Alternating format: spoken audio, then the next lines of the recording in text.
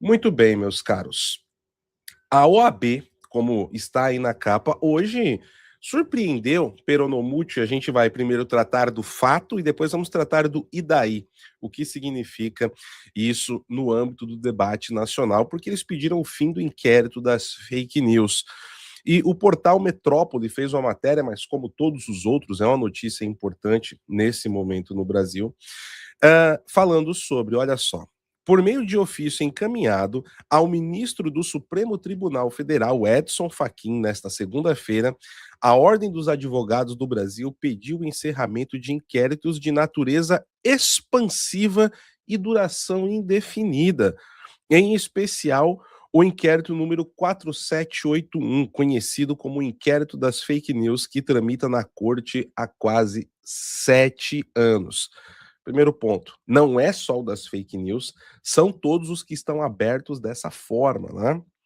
No documento assinado por todos os presidentes das seccionais nos estados, a OAB externa extrema preocupação, isso está no documento, tá? Extrema preocupação institucional com a permanência e conformação jurídica de investigações de longa duração, em especial a do inquérito das fake news.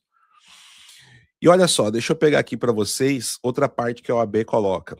A OAB requer ainda que, abre aspas, sejam adotadas providências voltadas à conclusão dos chamados inquéritos de natureza perpétua, bem como a designação de audiência institucional para a apresentação de contribuições da advocacia brasileira sobre o tema. Ou seja, a OAB também quer fazer parte daquilo que concerne a função do advogado. Porque o que nós estamos vendo nesses inquéritos, que continuam abertos e sendo utilizados para tudo que é situação, os advogados não estão tendo os devidos processos legais respeitados para eles exercerem as suas funções. Quantos não foram os casos de advogados dizendo que, olha, meu cliente está preso, sofreu busca e apreensão, ou está coitiva, está com chamado para depor, e nós não temos acesso aos autos do processo. Não foram poucas as situações que isso aconteceu. No ofício, a OAB afirma que, abre aspas, é inegável que a instauração do referido inquérito ocorreu em ambiente de grave tensão institucional, marcado por ataques reiterados à honra e à segurança de ministros da Suprema Corte, que desempenhou papel central na defesa da ordem constitucional e na preservação da estabilidade democrática. Ou seja, aqui vem o famoso e daí?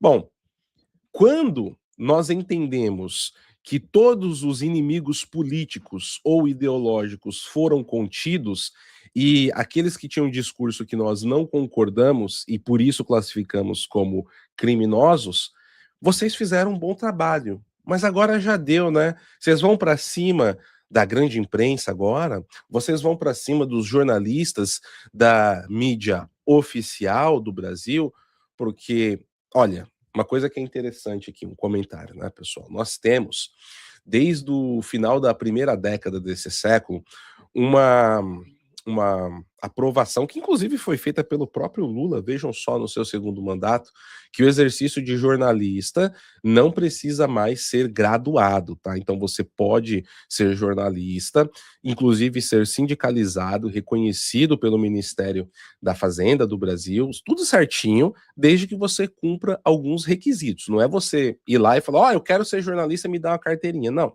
Você tem que cumprir alguns requisitos. Mas cumprindo esses requisitos, você não precisa mais ser graduado. Porém, todavia, contudo, no Brasil só considera-se jornalista aqueles que estão sob o guarda-chuva, né, de veículos renomados ou que de uma forma ou outra respondem aos interesses das elites no Brasil. A mídia independente, sobretudo, vem sofrendo com isso. Agora, é bem interessante a gente observar aqui que depois de você não ter mais um inimigo institucional, né, para você correr atrás, você precisa encerrar o inquérito. Só que a OAB está colocando aqui que precisa ter um fim, precisa que a OAB também participe, né, na organização de como isso vai ser para o futuro, inclusive com regras, mas e os abusos, os arbítrios que ficaram para trás? A OAB não está preocupada? Então, é daqui para frente, é uma espécie de anistia jurídica, mas somente para o judiciário? E aqueles que não tiveram o devido processo legal? E os advogados que não tiveram os seus direitos também preservados? Como, por exemplo, a esposa do Daniel Silveira. A esposa do Daniel Silveira, que também era advogada dele, ela sofreu até congelamento das contas. Sim, pelo fato de ela ser advogada barra esposa do seu cliente. Isso pode acontecer? Como diria Galvão Bueno, pode isso, Arnaldo? Como fica essa situação, então? É uma pergunta clara que nós temos aqui que fazer abertamente, né? É um duplo valor. E eu vou voltar aqui ao meu lema, que eu venho dizendo para vocês: antes tarde do que nunca, obviamente. Antes tarde do que nunca que a OAB está tomando essa posição. Mas a OAB também precisa se posicionar sobre tudo de errado que aconteceu nesses 7 anos. Ela precisa ter uma posição clara de que, se houve algo errado, esse algo errado afetou a todos. Afinal, até onde se sabe, primeiro, no direito, nós temos a presunção de inocência. Segundo, a justiça é para todos. Não é para os meus amigos a leniência e para os meus inimigos a lei. Isso não pode acontecer. A estátua, que inclusive, né, temos uma pessoa cumprindo uma pena longuíssima por escrever na estátua de batom, perdeu o mané, aquela mesma estátua é com a justiça sendo representada com uma venda nos olhos, justamente para mostrar que ela não enxerga qualquer pessoa diferente da outra. Ela não enxerga a cor, ela não enxerga o peso, ela não vai enxergar a condição social, ela vai trabalhar em cima da justiça. E o papel da OAB também é ser vigilante e prezar em cima disso. É importante ressaltar esse ponto aqui, meus caros. Continuando aqui, olha só. Porém, de acordo com a entidade, superada a conjuntura mais aguda, ou seja, circulando, nothing to see here. Nada para ver aqui. Que originou o inquérito das fake news, impõe-se redobrada atenção aos parâmetros constitucionais que regem a persecução estatal.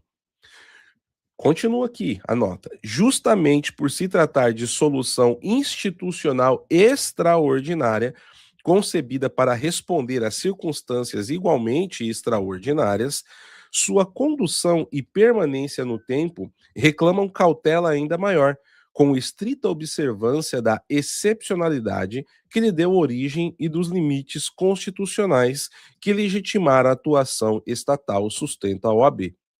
A OAB conclui o ofício solicitando uma audiência com o Fachin para expor seus argumentos sobre o tema.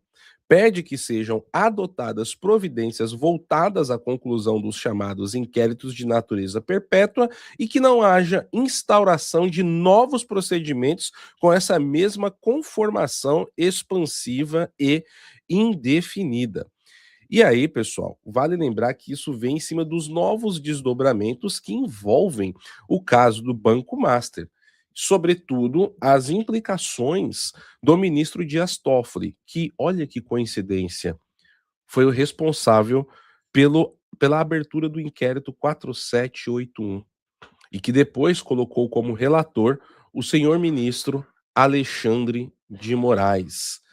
Interessante isso, né? É bastante interessante e que isso não deve voltar. Então, será que o Brasil, fazendo uma analogia somente histórica, foi posto sobre AI1, 2, 3, 4 e 5 atos institucionais extraordinários? Alguns juristas, nos últimos anos, inclusive, compararam esses inquéritos ao AI5, né? Nós estamos vendo a última operação que aconteceu na semana passada, ainda no carnaval, colocando ali uma perseguição e exposição pública de funcionários públicos ligados, né, à Receita Federal e também a uma caça às bruxas a jornalistas. E aqui a gente tem que dizer, tem que ser franco e sincero. Esses jornalistas estavam fazendo o seu trabalho, que tarde, ainda que tarde, sim, mas antes tarde do que nunca. E a partir do momento que se o trabalho está sendo feito com retidão, com técnica, com o devido processo que o jornalismo pede, o que não foi feito anteriormente, friso novamente esse ponto, ainda assim há que ser respeitado. Existe nesse momento a tentativa de quebrar o sigilo das fontes. É isso que está acontecendo, de maneira bem clara. E vale lembrar que durante um bom tempo desses 7 anos, a OAB foi presidida por um filiado ao PT, né. Então, assim, são pequenas incongruências que nós temos na República Federativa do Brasil, que tornam a nossa democracia pujante algo sui generis. Uma democracia à la Chaves? Uma democracia à la Maduro? Não sei. Qual a opinião de vocês? Ou as instituições continuam funcionando plenamente na nossa democracia pujante? Deixo esse questionamento para cada um dos amigos.